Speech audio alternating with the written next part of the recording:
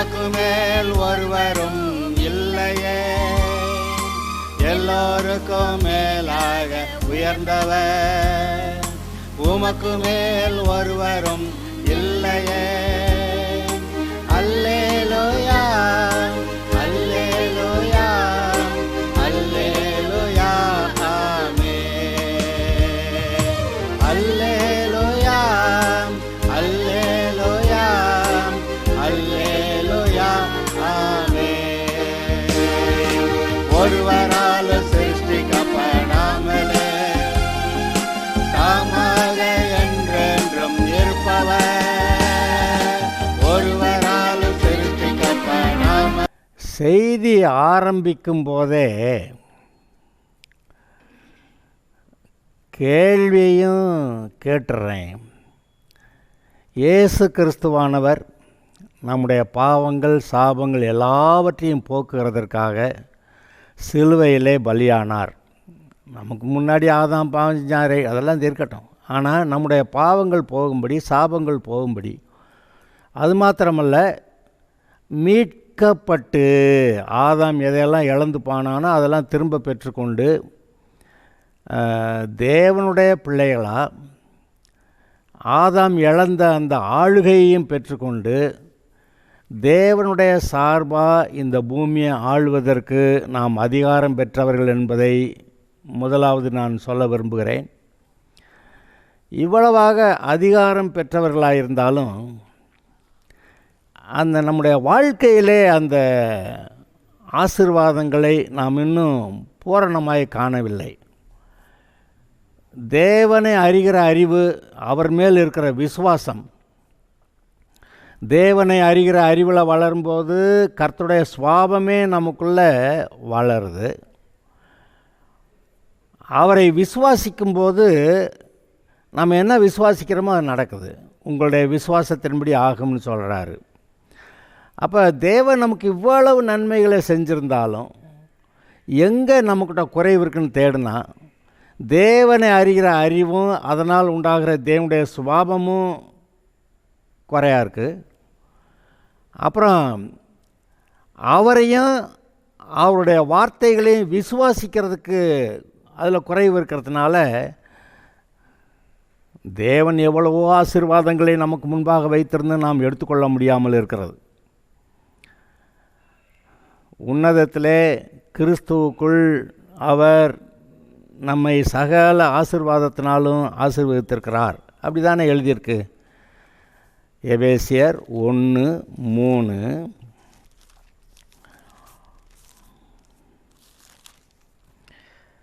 நம்முடைய கர்த்தராகிய இயேசு கிறிஸ்துவின் பிதாவாகிய தேவனுக்கு ஸ்தோத்திரம். எதுக்கு ஸ்தோத்திரமா? அவர் கிறிஸ்துவுக்குள் உன்னதங்களிலே ஆவிக்குரிய சகல ஆசீர்வாதத்தினாலும் நம்மை ஆசீர்வதித்திருக்கிறார். சகல ஆசீர்வாதத்தினாலும், ஆவிக்குரியன்னா பரிசுத்த ஆவிக்குரிய அல்லது தேவன் ஆவியாக இருக்கிறாரே அந்த ஆவிக்குரிய ரீதியில் எல்லா நன்மைகளையும் சகல ஆசீர்வாதத்தினாலும் நம்மை ஆசீர்வதித்திருக்கிறார். அப்போ சகல ஆசீர்வாதத்தினாலும்ங்கிறப்ப ஏதாவது குறைவு இருக்கா? இயேசுவை போல நம்ம வாழலாம். ஒருவேளை ஆதாம் பாவம் செய்யாமல் இருந்திருந்தான்னா அவன் எப்படி பூமியையே ஆண்டு கொள்ளக்கூடிய மனுஷனாக இருந்தான். அதுபோல் நம்ம உலகத்தில் நம்ம ஆளுகை செய்யலாம். நம்ம உலகம்னா நமக்கு தெரிந்த நம்ம போக்குவரத்தாக இருக்கக்கூடிய நாம் சந்திக்கிற ஆட்கள், சூழ்நிலைகள் எல்லாவற்றையும் பார்த்து அப்படி நம்ம கவனிக்கலாம். நமக்கு ஆளுகை கொடுக்கப்பட்டிருக்கிறது. அது ஆளுகையை திரும்ப கொடுத்துருக்கிறார். ஆதாம் இழந்ததை திரும்ப கொடுத்துருக்கிறார். சில வசனங்களை பார்த்திங்கன்னா, ஏதோ சர்ப்பங்களையும் தேள்களையும் மிதிக்க உங்களுக்கு அதிகாரம் கொடுக்குறேன், சத்துருவின் சகல வல்லமையை மேற்கொள்ள உங்களுக்கு அதிகாரம் கொடுக்குறேன், ஒன்று உங்களை சேதப்படுத்த மாட்டாது.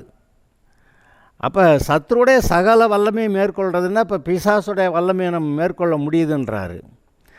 அப்புறம் நீங்கள் தேவனால் பிறந்தவர்கள், ஆதலால் நீங்கள் உலகத்தை ஜெயிக்கிறவர்கள்ங்கிறாரு. தேவனால் பிறந்தவர்கள், உலகத்தை ஜெயிக்கிறவர்கள். உங்களுக்கு விரோதமாக இருக்கிற சத்துருடைய சகல வல்லமையை மேற்கொள்ள கர்த்தர் உங்களுக்கு அதிகாரம் கொடுத்துருக்கிறார். அப்போ இன்றைக்கு பிசாசை பார்த்து நாம் பயப்படக்கூடாது. நாம் அவனை விரட்டி விட்டுட்டு அவனுடைய கண்ட்ரோலில் போன ஆசீர்வாதங்களையெல்லாம் நாம் சுதந்திரிக்கும்படியாய், அதாவது தேவனுடைய ராஜ்யத்தை பூமியில் நிலைநாட்டும்படியாய் நாம் வேலை செய்ய வேண்டும். ஆதாம் எதுக்கு வச்சார்? என்னுடைய சார்பாக நீ பூமியை ஆண்டுக்கணும், நீ பல்கி பெருகி பூமியை நிரப்பி அதை கீழ்ப்படுத்தி அதை ஆண்டுகள் அப்படி சொன்னார். பூமியை நிரப்பி கீழ்ப்படுத்தி ஆண்டுகொள்றதை பற்றி பேசியிருக்கிறாரு. தேவனுடைய இப்போ நீங்கள் தேவனுடைய சார்பாக நீங்கள் ஆண்டுக்கிட்டிங்கன்னா தேவன் ஆளுகை செய்கிறார். கர்த்தர் ராஜரீகம் பண்ணுகிறார் அப்படின்னு சங்கீதம் 93:1 நீங்கள் வாசிக்கலாம். கர்த்தர் ராஜரீகம் பண்ணுகிறார். எல்லாம் அவருடைய கண்ட்ரோலில் இருக்குது. ஆனால் இந்த பூமியில் நீங்கள் இயேசுவை ஏற்றுக்கிட்டால் அவருடைய ஆளுகை உங்ககிட்ட வரும். அப்புறம் எந்தெந்த விஷயங்கள் அவருடைய வார்த்தையை நீங்கள் நம்பி ஏற்றுக்கொள்ளுகிறீர்களோ அந்தந்த விஷயங்கள் அவருடைய ஆளுகை நம்மக்கிட்ட வரும். மற்றபடி கர்த்தரை வேண்டாம் என்று நிராகரிக்கிறவர்களை ஒரு அளவுக்கு மிஞ்சி கொடுமை பண்ணாதபடி தான் தடுக்கிறாரே ஒழிய, அதாவது நோவா காலத்தில் வெள்ளம் வந்த மாதிரி, பாபிலோன் அங்கே பாபேல் கோபுரம் கட்ட போன போது வந்தது போல, அப்படி ஏதாவது சமயத்தில் தான் இன்டர்வியூன் பண்ணுறார்.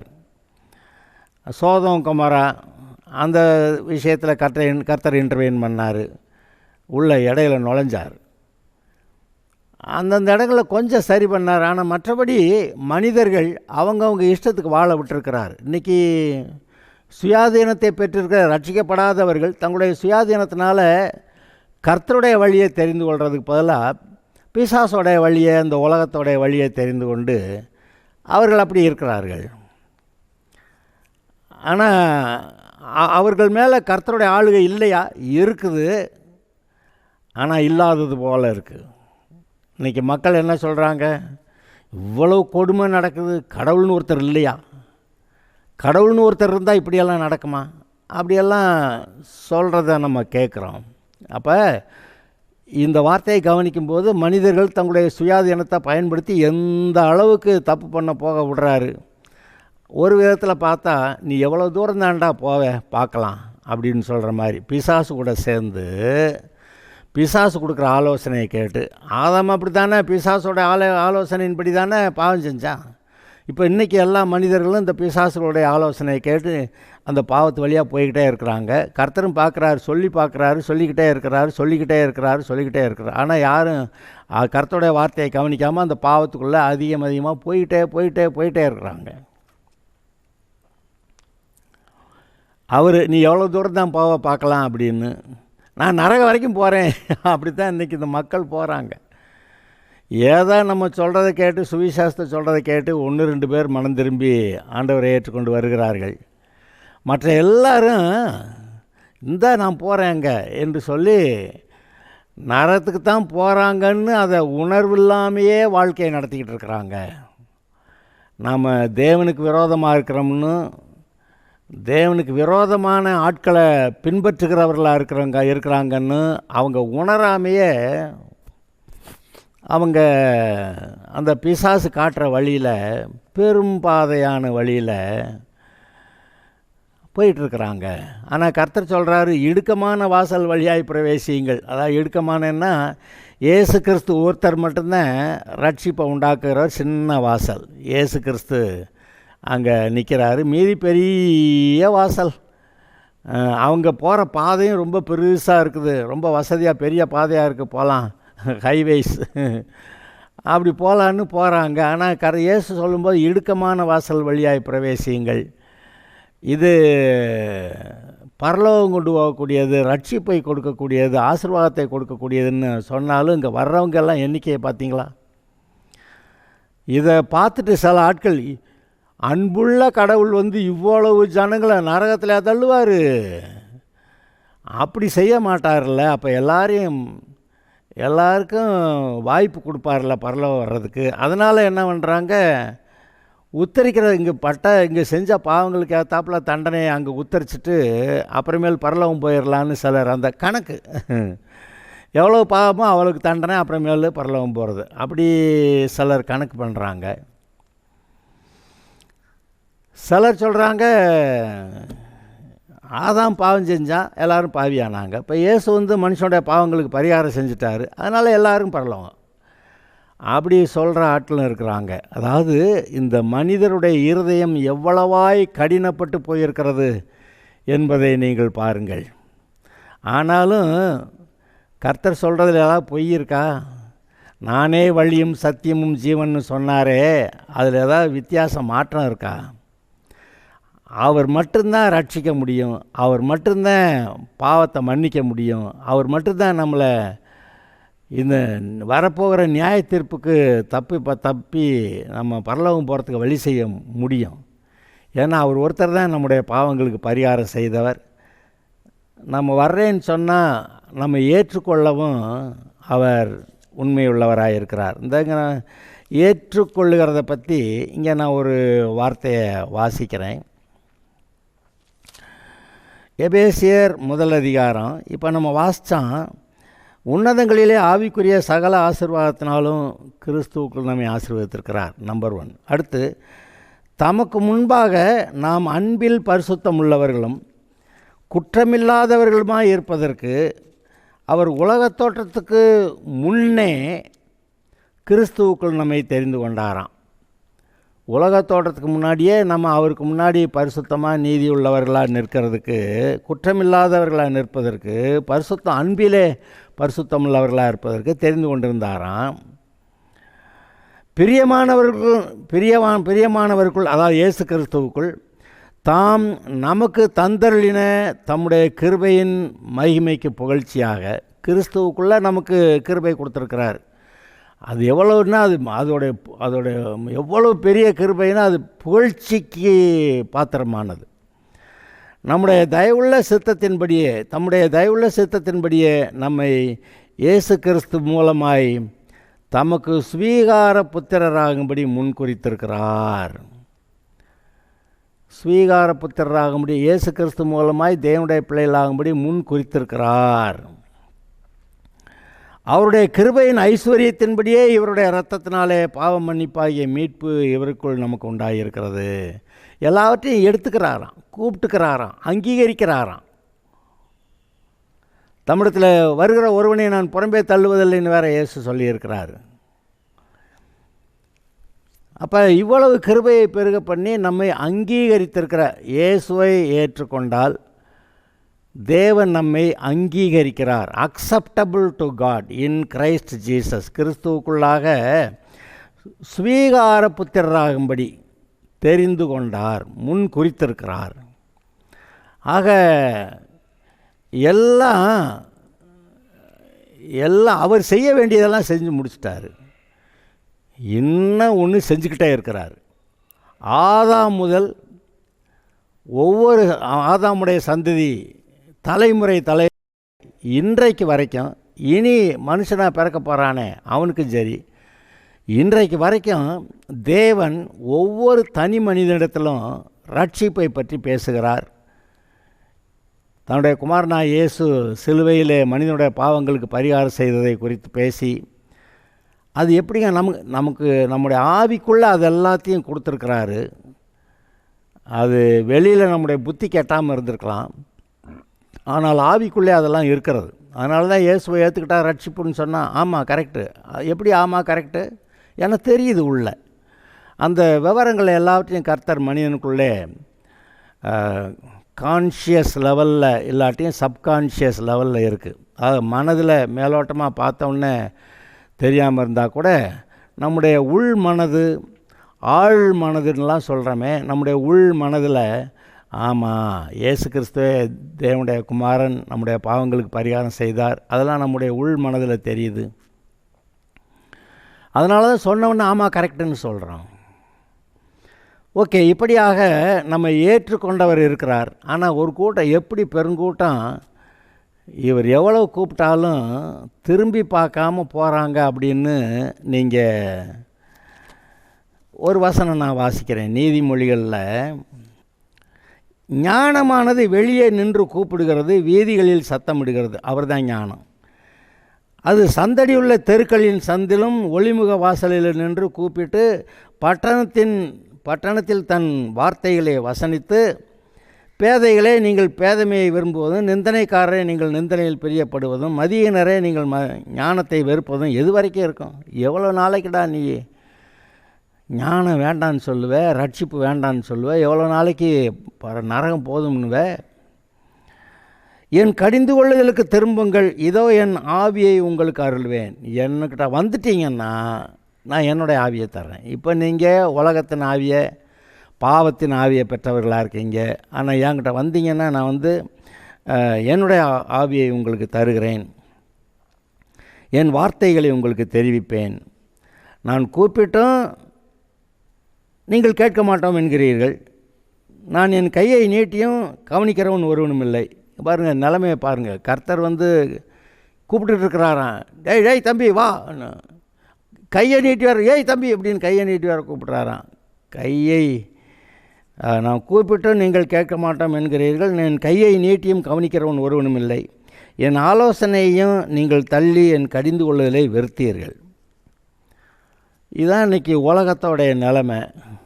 ஆனால் நீங்களும் நானும் கர்த்தர் சொல்கிறத சத்தத்தை கேட்டு ஏற்றுக்கிட்டு வந்திருந்துருக்குறோம். இன்றைக்கு உங்களுடைய நிலைமை என்ன? நீங்கள் தேவனுடைய இயேசுவை ஆண்டவராக ஏற்றுக்கொண்டால் தேவனுடைய பிள்ளைகளாக இருக்க அதிகாரம் கொடுத்தாருன்னு எழுதியிருக்கு, தேவனால் பிறந்தவர்கள் எழுதியிருக்கு, உலகத்தை ஜெயிக்கிறவர்கள்னு எழுதியிருக்கு, அப்புறம் பரிசுத்த ஆவினால் உங்களை முத்திரையிட்டிருக்கிறாருன்னு இருக்குது, ஜீவ புஸ்தகத்தில் உங்கள் பேர் எழுதியிருக்கிறாருன்னு சொல்லியிருக்கு. அது மாத்திரமல்ல, பரிசுத்த ஆவி உங்களிடத்தில் வருகிறதுனால ஜெயமான வாழ்க்கையை பற்றி பேசுகிறது. அவர் பாவத்தை குறித்து, நீதியை குறித்து, நியாயத்தீர்ப்பை குறித்து கண்டித்து உணர்த்துவார்னு, அவர் நம்மளை சகல சத்தியத்துக்குள்ளே நடத்துவார்னு, வருங்காரியங்களை சொல்லியெல்லாம் நம்மை நடத்துவார்னு எல்லாமே நமக்கு இதெல்லாம் சொல்லப்பட்டிருக்கிறதே. அதை நினைத்து பார்க்கும்போது அவர் கூப்பிட்றாரு, ஆனால் கூப்பிட்ற கவனிக்காமல் போயிட்டே இருக்கிறாங்க. ஒருவேளை அப்படி கூட்டத்தில் நீங்கள் யாராவது இருப்பீர்களானால், இன்னும் நான் ரட்சிக்கப்படலை, இயேசுவை ஏற்றுக்கிறல, என் பாவத்தை தொலைக்கலை, இந்த நிலைமையில் இப்போ நான் நரகம்தான் போகணும், ஆனால் நான் நரகம் போக விரும்பலை, இந்த இயேசுவை ஏற்றுக்கிறேன்னா உங்கள் இருதயத்தில் ஒரு தீர்மானத்தை எடுங்க. இந்த உலகம் போகிற போக்கில் அந்த பாவத்தில் நான் போகலை, இந்த இயேசு கிறிஸ்து என்னுடைய பாவங்களுக்கு பரிகாரம் செஞ்சுருக்கிறாரு, அவரை நான் ஏற்றுக்கிறேன், நான் ஆண்டவருடைய பிள்ளையாக வாழ போகிறேன் அப்படின்னு சொல்லி ஒரு தீர்மானத்தை எடுங்க. அந்த தீர்மானத்தை எடுத்திங்கன்னா, அந்த தீர்மானம் எடுத்து அந்த செகண்ட்லேருந்து நீங்கள் தேவனுடைய பிள்ளையாக இருக்கீங்க, கர்த்தர் உங்களோட கூட இருப்பார், உங்களை வழி நடத்துகிறார். இப்போ நான் சொன்னேன், இப்படி எல்லா விதத்திலும் நாம் ரட்சிக்கப்பட்டவர்கள் ஆசீர்வதிக்கப்பட்டிருந்தாலும் கூட, ரட்சிக்கப்பட்டிருக்கிற நாம் எல்லாரும் பூரண ஆசீர்வாதத்தோடு நாம் வைக்கப்பட்டிருக்கிறோம்னு சொன்னாலும் கூட, அந்த ஆசீர்வாதங்களை நாம் இன்னும் சுதந்திரிக்கவில்லை. அவர் 100 ஆசீர்வாதம் வச்சுருந்தாருன்னா நம்ம 4-5 எடுத்துகிட்டு மீதியெல்லாம் எடுக்காமல் விட்டுருக்குறோம். அதாவது இந்த எபேசியர் நிருபத்தை நீங்கள் வாசிங்கன்னா, இயேசு கிறிஸ்துவின் சபை எவ்வளவு மேன்மை உள்ளதாக இருக்கிறது, ஆனால் எவ்வளவு தரித்திரத்தில் இருக்குது அப்படின்னு அது சொல்லுது. தேவனுடைய சிருஷ்டிப்பிலே சபையானது, ரட்சிக்கப்பட்டவர்களுடைய கூட்டம் எவ்வளவு மேன்மையானது, ஆனால் சத்தியத்தை அறிகிற அறிவு குறைவாக இருக்கிறதுனால எவ்வளவு தரித்திரத்தில் வாழுகிறது அப்படிங்கிறத, அதாவது பொருளாதாரத்துலேயும் சரி, கர்த்தரை அறிகிற அறிவு இல்லாமல் மந்த புத்தியில் இருக்கிறதும் சரி, பிசாசை கூட யுத்தம் பண்ண தெரியாமல் இருக்கிறதும் சரி, குடும்ப வாழ்க்கை எப்படி ஆசீர்வாதமாக வாழ்கிறதுன்னு சரி, இந்த காரியங்களில் ஒரு தெளிவு இல்லாமல் விசுவாசிகள் இருக்கிறதுனால அப்போஸ்தலனாகிய பவுல் சொல்கிறான், உங்களுடைய மனக்கண்கள் பிரகாசமாகும்படி உங்களுக்காக வேண்டிக் கொள்கிறேன் அப்படின்றான். அப்புறம் அநேக போதனைகளெல்லாம் அந்த எபேசியர் நிருபத்தில் எழுதுகிறத பார்க்குறீங்க. நம்ம எல்லாம் எப்படி இருக்கணுமா? கிறிஸ்துவை போல பூரண புருஷராக ஆகணுமா? அதாவது பிசாசு ஒரு இயேசு கிறிஸ்துவை கொன்னான், அது மூலமாக கணக்கு முடிஞ்சிருச்சுன்னு அவன் நினச்சான். ஆனால் பரிசுத்த ஆவியானவர் இறங்கினாரே பெந்தகோஸ்தே நாளில், பரிசுத்த ஆவியானவர் இறங்கின பிறகு எல்லாரும் எத்தனை கிறிஸ்துக்கள், அபிஷேகம் பண்ணப்பட்டவர்கள் தானே, கிறிஸ்தவர்கள் தானே, அப்போ அபிஷேகம் பண்ணப்பட்டவர்கள் தானே, அப்போ கிறிஸ்துக்கள் தானே, குட்டி கிறிஸ்துக்கள். இப்படி நிறைய கிறிஸ்துக்கள் உண்டாவாங்கன்னு பிசாசு நினைக்கலையோ என்னமோ.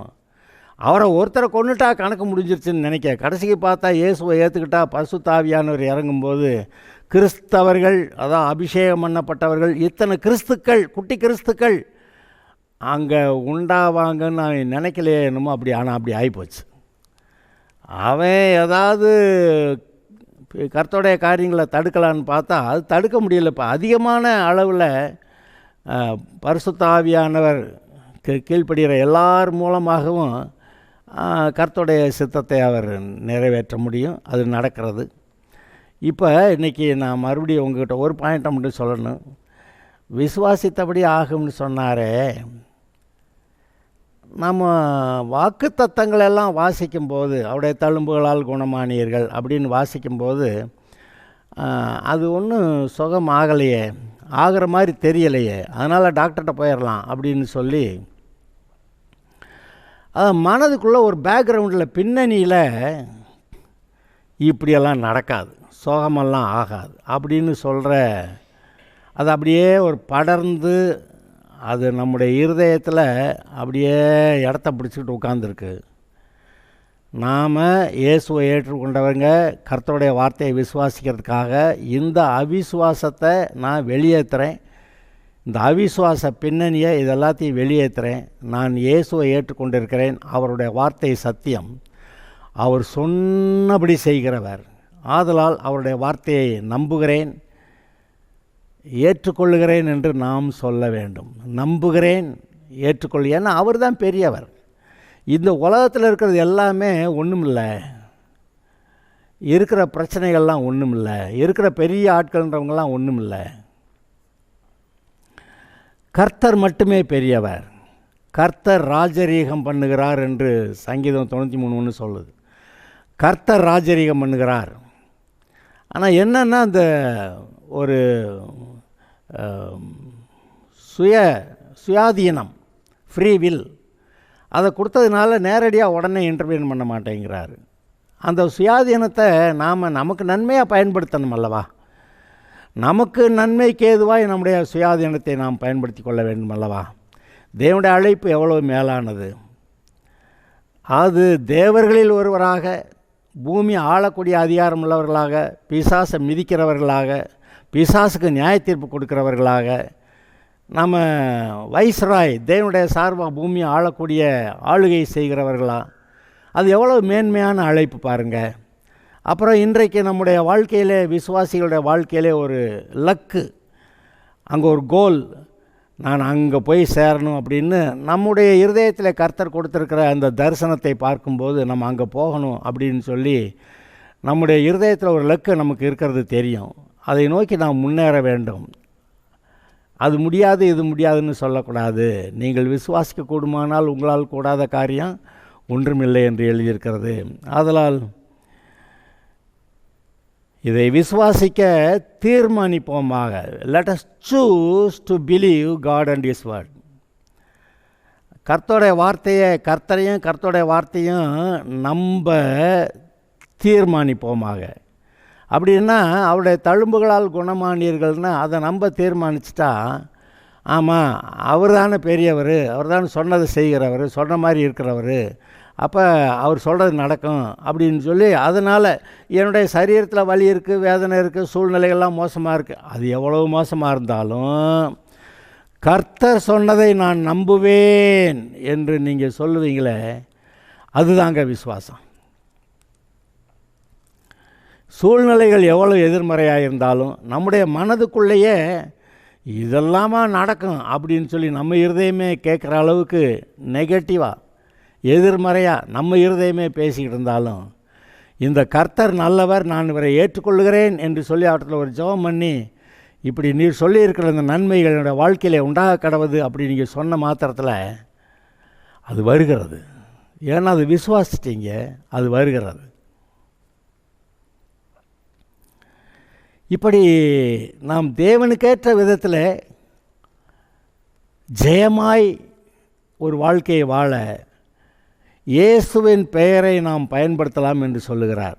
என் நாமத்தினாலே சொல்கிறார், என் நாமத்தினாலே பிசாசுகளை துரத்துவார்கள், அவருடைய நாமத்தினாலே நவமான பாஷைகளை பேசுவார்கள், வியாதியஸ்தர்கள் மேல் கைகளை வைப்பார்கள், அப்பொழுது அவர்கள் சுஸ்தமாவார்கள். என்னது? என் நாமத்தினாலே, அவருடைய நாமத்தினால, அவருடைய பேரால், இயேசு கிறிஸ்துவின் பேரால் நீங்கள் பிசாசை விரட்டலாம். இயேசு கிறிஸ்துவின் பேரால் நீங்கள் பிசாசை விரட்டலாம். அப்புறம் உங்களுடைய சரீரத்திலேயே சுகம் உண்டாக கடவுன்னு சொல்லுவேன். ஏன்னா வார்த்தையின்படி உண்டாகிறது, தேவன் சொன்னபடியெல்லாம் நடக்குது. அதனால் நீங்கள் அவருடைய சாயல் ரூபத்தில் சொன்னதெல்லாம் நடக்குது. அதனால் என்னுடைய சரீரம் சுகமாக கடவுது, மறுபடியும் வாழ வயது போல் ஆக கடவுது அப்படின்னு அது எப்படி சொல்கிறதுன்னு பயந்துக்கிட்டு சொல்லவே மாட்டாங்க. ஆனால் கர்த்தர் சொன்னது தானே, நாமளாக சொல்லிக்கலையே. அவர் சொன்னதை சொன்னால் அது நடக்கும்ன்றாரு. அப்போ வாழ வயது போல் ஆகட்டும், சுகம் உண்டாகட்டும், நான் உமக்கு மகிமையாய் வாழட்டும் அப்படின்னு சொல்லி நீங்கள் சொல்லுங்கள், அது ஆகும். கர்த்தர் உங்களுக்காக யுத்தம் பண்ணுகிற தேவன். உங்களுடைய வாழ்நாள் வாழ்க்கையில் இருக்கக்கூடிய செங்கடல் அது மாறும். அங்கே செங்கடல் முன்னாடி இஸ்ரவேலருக்கு பெரிய பயம் வந்து விட்டது, பார்வோனு சேனை வந்துருச்சு அப்படின்னு. ஆனால் பார்வோனு சேனை வந்து இஸ்ரவேலர்கிட்ட வர முடியல. ஏன்னா நடுவில் அங்கே ஒரு அக்கினி மதில் அங்கே ஒன்று நிற்கிது, அக்கினி ஸ்தம்பம் ஒன்று நிற்கிது. அதனால் பார்வோனு சேனையும் இஸ்ரவேலரை பிடிக்கணும்னா கிட்ட வரணுன்னாக்கார முடியாமல் போயிடுச்சு. அப்படி உங்களுக்கு பாதுகாப்பை கொடுக்குற தேவன் இருக்கிறார். அப்புறம் ஒரு மோசையை கொண்டு அந்த எகிப்து தேசத்தை நியாயம் தீர்த்து, என்னன்னு அந்த ஒரு மோசையை கொண்டு அந்த எகிப்து தேசத்தை நியாயம் தீர்த்து தன்னுடைய ஜனங்களையெல்லாம் வெளியே கொண்டு வந்த தேவன் உங்களோடு இருக்கிறார். நீங்கள் எப்பேற்பட்ட இக்கட்டுகளில் இருந்தாலும் கூட, பார்வோனுடைய பிடியில் இருந்த மாதிரி எப்பேற்பட்ட இக்கட்டுகளுக்குள்ளே இருந்தாலும் கூட, அந்த இக்கட்டுகளிலிருந்து உங்களை விடுதலையாக்கி சுகமாக வைக்கிற நல்ல தேவன் நமக்கு உண்டு. அதனால் அவரை நாம் விசுவாசிப்போமாக, அவரை பற்றி கொள்வோமாக. அது மட்டுமே நமக்கு பிரயோஜனமாக இருக்கிறது. அவருடைய வார்த்தை, அவரையும் அவருடைய வார்த்தையை நம்புகிறேன் சொல்லுங்கள். கர்த்தரையும் அவருடைய வார்த்தையும் முழுசாக நம்புகிறேன். கர்த்தரையும் அவருடைய வார்த்தைகளையும் முழுசாக நம்புகிறேன். அவர் எனக்கு கொடுத்த வாக்குத்தத்த வார்த்தைகளை முழுசாக ஏற்றுக்கிறேன். அதனால் சுகம் உண்டாகிறது. இன்னும் ஒருவேளை உடனே சுகம் வராமல் நம்முடைய சரீரத்தில் அதை உணராமல் இருக்கலாம். ஆனால் அவர் சொல்லிட்டாரு, அது நடந்துடும். அவர் சொல்லிட்டாருனாவே நடந்த மாதிரி தான். அப்படி சொல்லியிருக்கிறார். அவருடைய தழும்புகளால் குணமானியர்கள், குணமானியர்கள்னு எழுதியிருக்கிறாரு. அதனால் நீங்கள் சுகம் அடைவீர்கள். அவர் சொல்லிட்டாரு, காரியம் நடந்துடும். உடனே கண்ணுக்கு தெரியுதா இல்லையான்னு இல்லை, அவர் சொல்லிட்டாரு, காரியம் நடக்கும் என்று சொல்லி நாம் தீர்மானிப்போமாக. அதுதான் விசுவாசம்.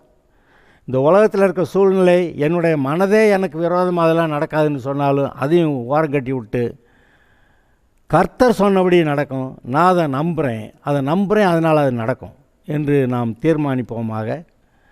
இங்கே பாருங்கள், கர்த்தர் எழுதியிருக்கிறபடியும் நடக்க மாட்டேங்குது. நம்முடைய வாழ்க்கையில் பிசாசு சொல்கிற மாதிரியும் நடக்கலை. ஆனால் நீங்களும் நானும் எதை நம்பி அதை பேசிக்கிட்டு இருக்கிறோமோ அது நம்முடைய வாழ்க்கையில் நடக்குது.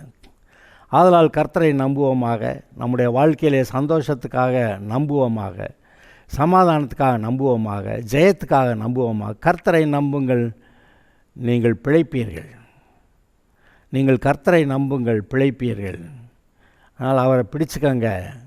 அவரை நோக்கி பார்த்து பிரகாசம் அடைந்தார்கள், அவருடைய முகங்கள் வெட்கப்பட்டு போகவில்லை. அதனால் அவரை நோக்கி பார்ப்போமாக, பிரகாசம் அடைவீர்கள். அது மாதிரி எவ்வளோ பேரை முன்னறிந்தாரோ, எவ்வளோ பேரை முன் குறித்தாரோ அவ்வளவு அழைத்திருக்கிறார், நீதிமான்களாக்கி இருக்கிறார், மகிமைப்படுத்தியும் இருக்கிறார். உங்களுக்கு அந்த அழைப்பு இருக்கிறது. இயேசுவை ஏற்றுக்கொண்டு வாருங்கள், கர்த்தருடைய ஆசீர்வாதத்தை சுதந்திரித்துக் கொள்ளுங்கள். Okay, God bless you.